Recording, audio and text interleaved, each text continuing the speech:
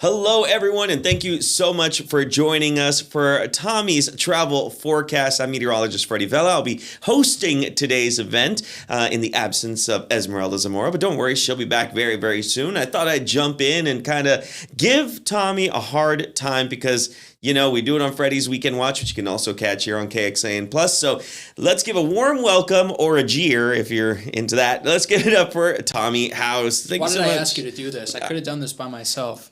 No, because it's not as great if you don't have me with you to kind of like antagonize you. You know what? Two voices are better than one. For you, I guess we can dive into it. So, obviously we do Freddy's Weekend Watch, which you can catch.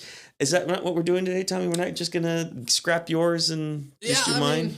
If you want to do it, Freddie, less work for me. Be my guest. We can do yours today. No. Obviously, people tune into this because they're curious on what's going to be happening across the country. People, right. The weekend's almost here. We talk about what people can do in Central Texas if they're sticking around. But a lot of times, people going to head out. They're going to travel across Texas. And that's why we have you, Tommy. Well said. Tommy, Dude, let's do this. Natural. Let's break it down. Let's talk about what people can expect. Well, Freddie, listen, we start with the local conditions, and then I'll zoom out big picture because, even some people are traveling to the hill country, and that's considered a travel. Today, man, it's not a good day to be out in the parks, I guess, because there are some concerns of a wildfire element. Red flag warning, which is just, hey, let's be on the lookout for potential pop-up wildfires, whether that's a man-made spark or a controlled burn ban that gets out of hand. Winds will be gusty and humidity dropping less than 20%. But even if you're not in that 4 counties, Freddie, a lot of Central Texas is under that risk. And we've already seen it before. We've talked about a few fires that have picked up, unfortunately, in Central Texas. A couple of days ago, we had the one in Gillespie County that picked up the fire. They had to close down 290 for a bit. That was on Saturday that they had to go ahead and do that because the fire kind of started picking up, smoke everywhere. And so we've been able to see kind of these fires that have been picked up in the area. But obviously conditions getting a bit worse. And that's why that red flag warning is in effect through 7 p.m. Yes. So humidity less than 20%, and you can see several counties now in that same area. So NWS did a great job here. Anywhere from Marble Falls, that's Burnett, out toward Llano, Mason, Gillespie, Blanco County. Now they're under that 20%. Yeah. And the moisture, a little more east, so the dew points are in the 50s and 60s, and relative humidity right around there too. And, one of the things is, and we've talked about this before, is there's a few reasons why some of this may happen. We have that dry line that obviously we've been having to deal with the past couple of days, kind of wiggling a bit and moving a bit east, backing off just a tad, wiggling a bit to the east as well. And so that's why we've been able to see two things. The first thing is yesterday, temperatures in the hill country up into the 90s. We got that spike in the heat because of us dealing with that dry line compared to the downtown area that was about 88 degrees. So that's one of the reasons. And then we have the front that's going to come through later.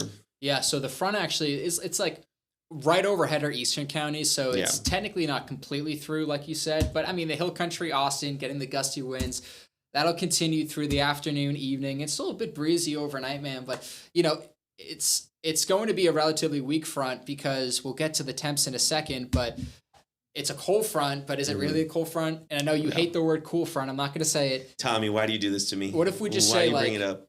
Cold front? What if I just do that?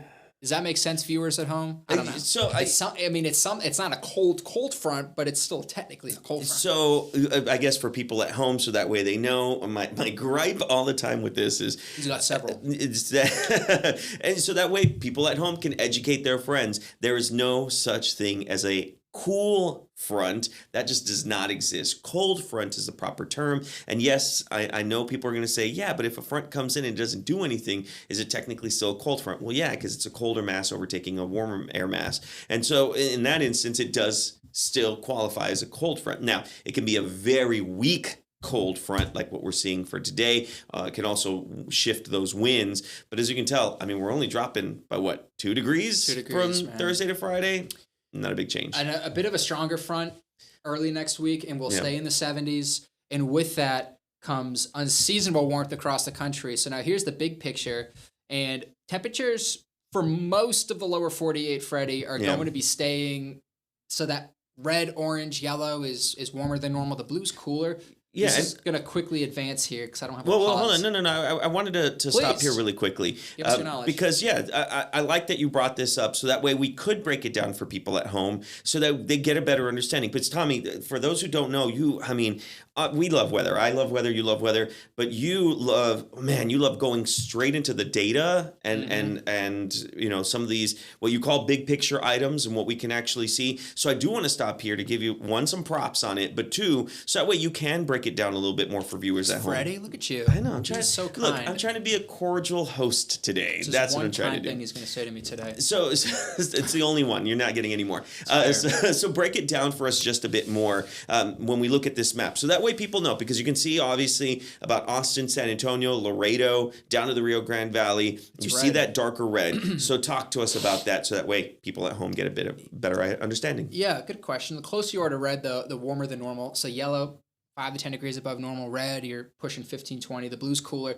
And this is going to jump quickly through 5 days. I'll go back and show you. But just showing the next few days, it's red for the most part. You get a little bit of a push of some colder air next Monday, Tuesday. If you recall, Freddie, remember we saw, let's go back right around Sunday to Monday. Do you remember when we went from the 80s to the 70s? Yes, I remember that. The front's going to reach us, but it's not going to be strong enough to where we're going to be in the blue. So we'll be staying still warmer than normal. And that cold air kind of remains and hugging along the East Coast. And our temperatures, again, going back, let's go back and see. We're 80s. We should be in the 60s, man. Upper 60s, around 70, 60s and 70s. Yeah. Oh, my gosh. Margaret's laughing. I wish y'all could see Margaret. She thought that was so funny. It didn't click until like halfway through. It takes a while for things to click for you. That's okay. But again, the reason why I like that map though, it is a little more sciencey compared to our normal, regular what we show you guys. Red, oh, it's hot, but in this instance, warmer than normal. Yeah. Obviously, you can see that there's some areas that don't have any color. That would say that they're roughly around average normal temperatures around that time of year. And then of course the bluer is because they're expecting colder, but. It does give you that, I guess, perspective. Taking away, it's one of those things where you have to stop and look at it and say, okay, taking away just the idea of what a temperature is, this is the difference between where you should be at to where you're going to be at. And so I really like this map. Kudos, Tommy. Thanks, man. Kudos for that. Look, we're double dipping on the compliments, but thank you so much. Oh, yeah, no, that's right. I was supposed to not do that again. Hey, why don't you jump to the next one so I can, bash you on that one or something. So it's going to be warm, my friend, but is it going to be rainy? And so this is the new number. I had around a 30%. It looks like Chief Meteorologist Nick Bannon, his numbers are coming in fresh off the press. He's going up to around 30 to 40 for Wednesday. Yep. Until then, man, look at this. So let's advance this. Let's just go until overnight. There's that severe storm potential that is sitting across parts of the deep south. Oh, that's a terrible circle. But they have an elevated severe risk. Friday, it's some showers. But look how calm and quiet it is. We got this like big old high pressure ridge. Yeah. Smack dab overhead. A lot of the storms, their systems are tracking to the north. We got some stuff tracking up the coast. So really nothing in Texas for the next 3 to 5 days. But you drew the high pressure system. Thanks, for those who don't know what it was poorly drawn, but that's okay. Well, for those who don't really know what high pressure and what we associate high pressure with, break it down for them. Well, blue sky means blue H, and that's typically a blue H, the high pressure on our weather map. So a lot of the sinking air, it's dry, it's going to be warm, it's going to be breezy, not a lot of cloud cover. If you want to pull those maps up again, as you can see Friday into the weekend, things are very quiet. A couple clipper systems and our next weather maker that's actually, you can't really see it because the cloud cover ends, but there is a big old low pressure sitting right there. Yeah. And that, my friend, could be tracking across the Four Corners and Rockies. And these are some of the Tommy graphics I've been working on today. Oh, Tommy graphics. Okay. So there's a lot of color here. I'm going to try to make it really easy. The green is the jet stream dipping across the Four Corners and Rockies, bringing some cooler air. A storm system is called a trough. And the high pressure across the Gulf in Florida is warmer and drier weather. So the track of the low pressure, Freddie, will determine whether or not we see cooler temperatures, dry air with the Pacific front, rain chance, And when you're 5 to 7 days out, man, I mean, we're just looking for a trend. We're not looking for an exact science here. So the track of that low, if it goes further north, it's going to be for Arkansas, St. Louis, Wichita, OKC, Chicago. If it goes a little bit further south, man, I mean, a week out from now, we could be in the middle of severe weather coverage. And so it's, again, too far out for severity, for rain chance, for totals. But we're looking at the signals, and there's at least a little bit of a signal, man, that a week from now, some beneficial rain could be on the way. You know, we've been watching the Storm Prediction Center and what they've been releasing as far as 7 to 14 day temperature and rainfall outlooks. The rainfall outlooks have been, trending on the wetter side, wetter than normal, wetter than normal side. Yeah. So that's good for at least what they're seeing potentially build. But you're right, it's going to be on where that low goes, and if that low does not go low enough, yeah. Well, listen, I mean, there's also like with this pattern too, I don't have a graphic for it, but there's going to be several opportunities. Our medium range clouds and radar European model, Tuesday, Wednesday, look, there's that little, this is fresh off the press. This came in at 2 o'clock, so 30 minutes ago. That's the latest update. Got a little bit of action, Texas. Don't take this for an exact look, but notice how, and I'll go back, let's do that one more time. So Tuesday, there's some showers. Wednesday, a little more steady rain. Thursday, I mean, we're talking, Freddie, and I'm not saying this is locked in, the possibility for rain in our 15 counties for about 24 hours straight, that would be very good. Yeah. A completely different model, because I like to use different samples, the GFS, through the next 7 days, nothing until Tuesday, Wednesday, then watch what happens. Boom. Something. Yeah. I mean, this... anything.